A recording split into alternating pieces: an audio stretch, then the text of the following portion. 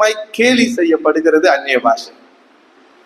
தேவன் அறியாத மற்ற மனிதர்களாலும், ஏன் தேவன் அறிந்திருக்கிறோம்னு சொல்லிக்கிட்டு தேவனை விட்டு தூரமாய் தங்கள் உதடுகளினாலே அவருக்கு பிரியமாய் இருந்து இருதயத்துல உள்ளத்தில் அவருக்கு தூரமானவர்களாலும் இன்றைக்கு அந்நிய பாஷை என்பது மிக மிக என்ன பண்ணப்படுது, கேலி செய்யப்படுகிறது.